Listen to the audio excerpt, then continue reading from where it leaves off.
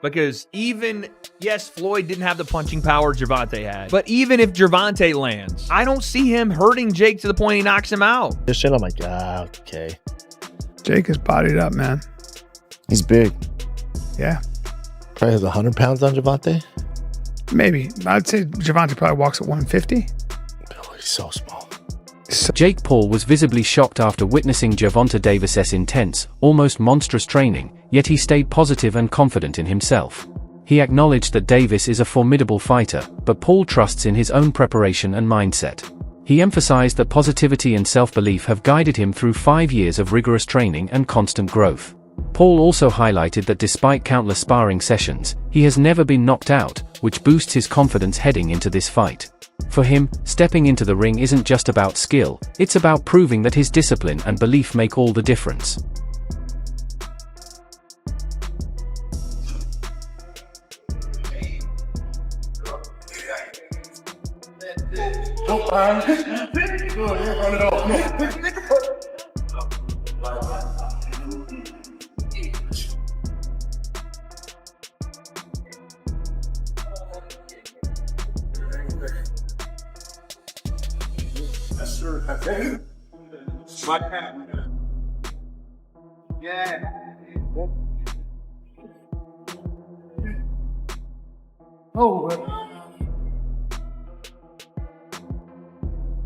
The biggest hurdle for a showdown between Gervonta Davis and Jake Paul is the huge gap in their weight classes.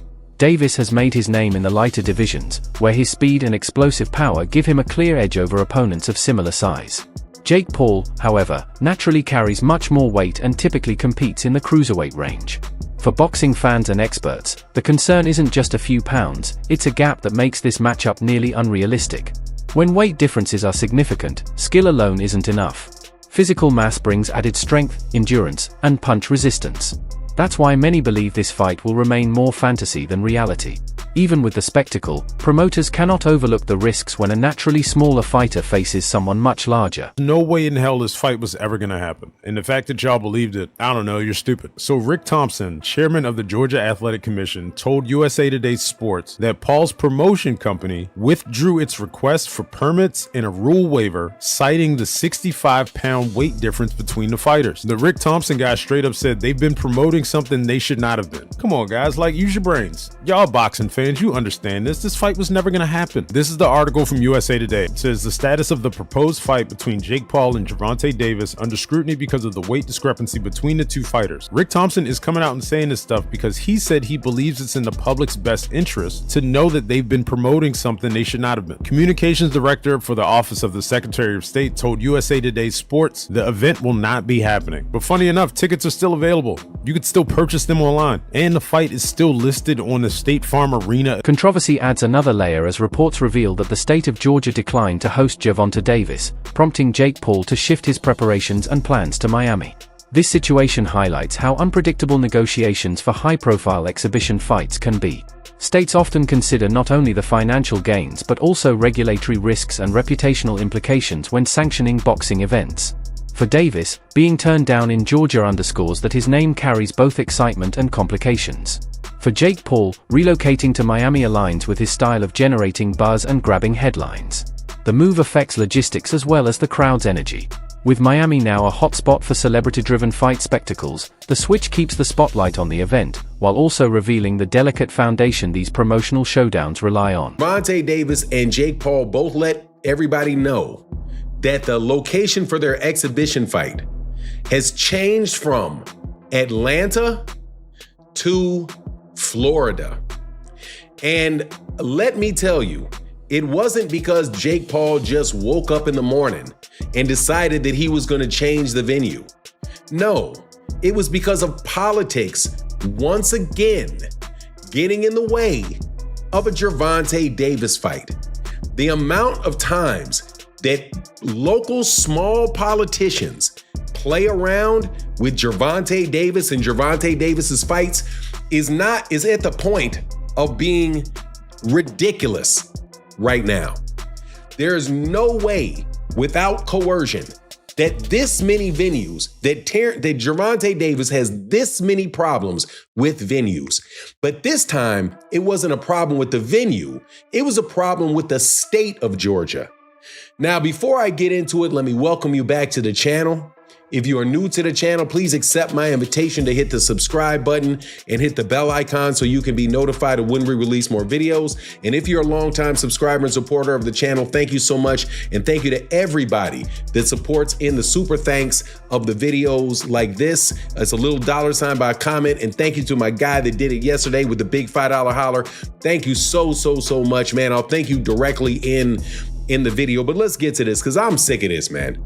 Every single solitary time, well, over the last 2 years, pretty much, and I'm saying this because I believe this to be true, pretty much since Gervonta Davis started having an argument with Turkey Alex. Former champion Chris Algieri praised Jake Paul's role in modern boxing, emphasizing that whether Paul wins or loses, he has undeniably marketed the sport in a way few traditional fighters could. Algieri points out that Paul created waves by bringing in fresh fans who never cared for boxing before and by turning his fights into crossover entertainment. Beyond just fighting, Jake has convinced popular names to step into the ring with him. Fighters like Gervonta Davis who already attract attention. The mixture creates a unique atmosphere where boxing meets celebrity culture, drawing people who might never have bought a pay-per-view otherwise. Algieri's argument is that this promotional genius should not be dismissed simply because Paul is not a world champion. Instead, it shows that boxing's growth often depends on figures willing to blur the lines between pure sport and spectacle. It's mostly win-win for him. All right, so what does Gervonta Davis... Whoa, hold on. I gotta respond. That's what I want, Chris. Go ahead. I didn't even get to talk. Please. So, what has he done for the sport? I mean, manufactured or not, he went out there and he performed and he got knockouts and people tuned in. Boxing fans tuned in. And you can talk about that shoe fight and that shoe. They're not boxing fans. Gervonta Davis sold pay-per-views to boxing fans. And he got boxing fans to come to fights, which is so needed. Desperately needed in this day and age. They marketed him that way. You can market anybody. You can market it that way. You can market it that way. And champ, you should know better because you and I were very marketable and never got any marketing except as opponents for high-level fighters. And you should know that. They talk about great white hypes and all this other stuff. No, that's absolutely not true. They manufacture what they want to manufacture. Shakur Stevenson can be marketable. He's not ghetto enough. Andre Ward was very marketable. He's not ghetto enough. Why do black fighters only get marketed when they're quote-unquote ghetto, when there's class guys who you can market as great examples? Shakur Stevenson, Andre Ward, so on and so forth. Yeah, I'm going to say it. Yeah, I'm saying it. People complain because I'm too real, and I'm going to be honest. Why could Ray Leonard be manufactured as a... I don't even want to use the word manufactured because Ray Leonard actually was legit. Great fighter. But Ray Leonard promoted as the class guy, and it worked. Why could you do it back then, but now you can't do it? Andre Ward was gold medalist the same way, class, could speak, mature, poised, could fight his ass off. Why didn't you market him the way you marketed Ray Leonard? What happened between 1976 and 2004? Why are you marketing Why are you marketing only Thug Life? Why? And I'm not saying, okay, I wasn't a part of this because I was a big fan of the hip-hop gangster rap generation and all this other stuff. But as a 44-year-old, you start to realize the concept of the entire scope of things. Why are you not marketing guys like Shakur Stevenson more? Why are you marketing this guy who doesn't want any of the smoke? Shakur has wanted all the smoke. This guy doesn't want any of the smoke. Analysts are divided when comparing Gervonta Davis and Jake Paul. Critics argue that Davis is far too small, and that the size difference makes a truly competitive fight unrealistic. They believe this is why any bout would have to be an exhibition rather than a sanctioned contest for rankings. The problem with exhibitions, they say, is that they lack real stakes, making it difficult to sustain long-term fan interest. On the other hand, many insist that Davis's speed, slick style, and natural boxing IQ would allow him to dominate Jake Paul regardless of size. For them, the fight is less about weight and more about experience. Davis has faced elite champions, while Jake's resume remains limited. They envision Davis darting in, landing clean punches, and making Paul look clumsy despite the size gap.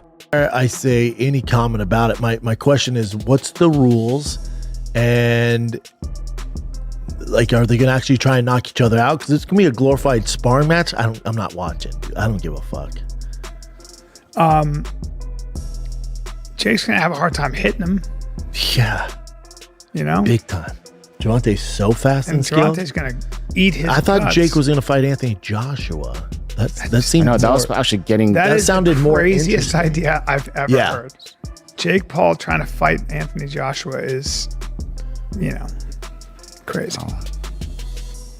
Not a sanctioned professional bout. This means the fight will not count towards either fighter's professional records. So it's still being finalized. Yeah, I don't like that. What is so behind the scenes? You think there are things like, hey, we don't punch each other in the jaw. Yep. Or don't go. We can punch in the face, but don't go for broke. Like, don't knock me out. Really? Yeah. It's an exhibition. That's so not they very can get away interesting with to me. No. Until I find the rule sets, but when I hear exhibition, I'm like, okay. Jake is bodied up, man. He's big. Yeah. Probably has 100 pounds on Gervonta. Maybe. I'd say Gervonta probably walks at 150. Oh, he's so small. He's so small. I mean, he's really small. Bring up Gervonta Davis next to Floyd Mayweather, because I've seen Floyd in person, and he's tiny. You've seen Floyd in person. I've worked with Gervonta and Floyd. Tiny. Well, Floyd dude. likely has shoes on. Oh, dude, he's so small. He's tiny, guys. Yeah. I mean, he's so small. Chael Sonnen, known for his blunt opinions, weighed in by saying that Jake Paul caught the public off guard by suddenly shifting his focus toward Gervonta Davis instead of Anthony Taylor, who many expected to be next. Sonnen emphasized that Davis isn't naturally a showman when it comes to promoting fights. While he is a phenomenal fighter, his ability to generate mainstream hype is limited compared to Paul. Jake Paul, on the other hand, has built his career both inside and outside the ring. Sonnen's point is that while Davis brings legitimacy through his skill, Paul brings the promotional machine. Without that balance, the fight would never have reached the level of attention it currently enjoys. It's a partnership of sorts, one side with raw fighting talent, the other with unmatched marketing instinct. It is the exact opposite of Anthony Joshua versus Jake Paul for 2. So the fight that was being dangled and rumored in front of us, the exact opposite has happened. The opposite of fighting Anthony Joshua is not fighting nobody. The opposite of fighting Anthony Joshua is fighting Tank Davis. Okay, so there's one big glaring issue for me. It's just your partner being Tank Davis. Tank is not the guy that knows how to sell a fight. Tank cannot sell a fight in his own division. It could be a title fight, a contender's fight, a main event fight. He could be the favorite. He could be the underdog. Tank doesn't know how to bring that information to you guys in a way that is compelling. And Tank is already blinking in this situation. You have one guy who is argued amongst the pound for pound current greats in boxing. You have another guy that has suggested he should not even be allowed to box, that he should have to call it something different. He should not be licensed. He should not be ranked in the top 14. He should never be selected for a world title. Okay. Now, Tank has one job to do, which is to let anybody know that's listening that it doesn't make any difference, that boxing is a real sport. Some analysts believe that although Gervonta Davis is renowned for his knockout power in the lightweight and super featherweight divisions, that same power may not carry over against someone of Jake Paul's size. They argue that Paul's natural weight and build give him a level of durability that Davis cannot easily overcome. In smaller divisions, Davis's punches can dismantle opponents, but against a larger framed fighter, those same shots might lose their impact. The analyst's point is straightforward: physics matters. While skill can overcome many challenges, size can act as a natural shield. This skepticism feeds the argument that a Davis versus Paul fight is more spectacle than sport, as one fighter's physical advantage could outweigh the other's strengths. Gervonta fight makes no sense to me, because yes, Floyd didn't have the punching power Gervonta had, but even if Gervonta lands, I don't see him hurting Jake to the point he knocks him out. So what are we even doing? Where's the idea of this where's the idea that Gervonta's even gonna hurt him? He may hurt him to the body, whatever. Jake doesn't want to throw as much, but I don't see him one punch knocking Jake out. And, the same thing was kind of said with Logan. Like, okay, Floyd probably won't knock him out, but probably going to outbox him. I get where Dana's coming from. These things are not meant to be competitive fights. They're meant to make money and to, I guess, scratch that itch of the circus mystery unknown. And Gervonta, I think, hits way harder than fucking Floyd, but he's too small. I mean, your brother's going to be able to, get inside on him, put his weight on him, tie him up. But I don't hate your brother. Your brother's out there doing his thing. But it cracks me up that they want to start suing people that are talking shit when your brother talks more shit than anybody talks. I think the thought process behind it is, okay, so Jake and I are obviously pretty polarizing individuals. And when an echo chamber starts and a rumor mill starts of like staged fight bullshit, which like these fights aren't staged, that's just, it's at that level, it's like almost impossible. I think they think that it affects the business and it affects the brand because people discredit him as actually having legitimate bouts. I think that's the theory. So to hold people accountable for legitimate perpetuating the rumor. Legitimate meaning not fixed. Correct. Right. Yeah. And which is, I mean, again, Dana would do the same thing if his company became known for doing fixed fights when they weren't. Then he would try to find the same way to hold people accountable if they were reputable people saying that, right? So the whole Jake suing people for blatantly trying to say he fixes fights or he stages fights or people have no knockout clauses and all the other bullshit, I understand. Now, again, people need to use their words more accurately if they're upset about what Jake is doing. All you have to do, if you're upset with the way Jake is moving in his career, is say, what some people do say, which is, we like to see Jake challenge himself. We don't want to see these exhibitions, these fights that don't make sense for what you said you want to do or what you purport to want to be in the sport of boxing, which is a world champion. We want to see you fight active fighters around your skill level. That's it. But you can't go on there and go, oh, look, another rigged fight. Oh, look, another fake fight. Oh, look, he's staging another one. Critics argue that Jake Paul's rise in boxing has relied not only on promotion but also on a certain disregard for fighters from past generations. They claim that by enticing retired legends back into the ring with promises of massive paydays, he undermines the sport's integrity. Even icons like Mike Tyson have been tempted to return after years away, thrilling fans but raising serious safety concerns. The line between spectacle and exploitation becomes blurred when aging legends are drawn into fights they would never have considered otherwise. While the financial incentives are undeniable, the risk is that boxing could become a carnival where reputations are at stake and health is endangered.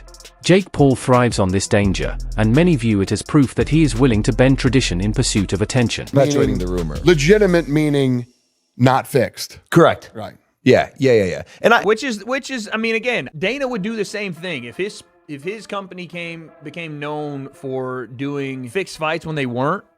Then he would try to find the same way to hold people accountable if they were reputable people saying that, right? So the whole Jake suing people for blatantly trying to say he fixes fights or he stages fights or people have no knockout clauses and all the other bullshit, I understand. Now, again, people need to use their words more accurately if they're upset about what Jake is doing. All you have to do, if you're upset with the way Jake is moving in his career, is say what some people do say, which is, we like to see Jake challenge himself. We don't want to see these exhibitions, these fights that don't make sense for what you said you want to do or what you purport to want to be in the sport of boxing, which is a world champion. We want to see you fight active fighters around your skill level. That's it. But you can't go on there and go, oh, look, another rigged fight. Oh, look, another fake fight. Oh, look, he's staging another one.